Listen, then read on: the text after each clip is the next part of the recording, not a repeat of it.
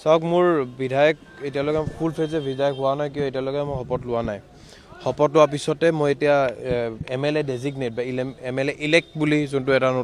শব্দ আছে সেইটো হয় যেতিয়া মই ওট টেকিং ল'ম তাৰপিছত MLA বুলি যোনটো বিধায়ক পুৰা ফুল ফেজে বিধায়ক তেতিয়া মই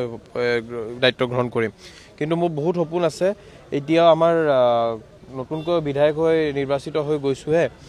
আমাৰ কাম কৰা কেনে কি আছে আমাৰ নেতা ৰকিবুল হুছেইন ডাঙৰীয়া আছে আমাৰ গগৈ ডাঙৰীয়া আছে তেওঁলোকৰ লগত আমি পথ প্ৰদৰ্শক তেওঁলোকৰ লগত আমি আলোচনা কৰি কেনেকৈ নিজৰ সমষ্টিটো আগবঢ়াই লৈ যাওঁ আপোনাৰ ইয়াত বহুত কথা আছে যে 15 ফাইনেন্সৰ কথা আছে বা আনটাইড ফাণ্ড কথা আছে বা বিভিন্ন এনে ভাগবিলাক আছে ভাগবিলাক কেনেকৈ কাম কৰিব লাগে আমি শিকাৰ পিছত ইয়াত যেনেকৈ আমাৰ উন্নয়নৰ কাম আমাৰ যোনটো যোৱা 15 মাহত ৰখি গৈছিলে সেই উন্নয়নৰ কাম আমি আৰম্ভ কৰিবলৈ পৰা কাম আৰম্ভ কৰিম ইউথ চামৰ কাৰণে হেতুৱে মোৰ এটা সপোন যে চৰকাৰ যিমানে যি হওক বিজেপিৰ হ'ব পাৰে কিন্তু এইটো অসমৰ চৰকাৰ অসমৰ ৰাইজৰ চৰকাৰ হয় যে যুৱ চামক এইবাৰ মিছা কথা কৈ পেলাই এই চাকৰিৰ পৰা বঞ্চিত নকৰিব আৰু এই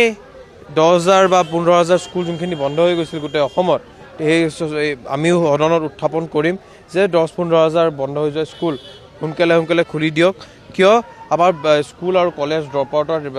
সংখ্যা বাঢ়ি গৈ আছে আৰু বহুত আমাৰ ভাই ককাইসকল এই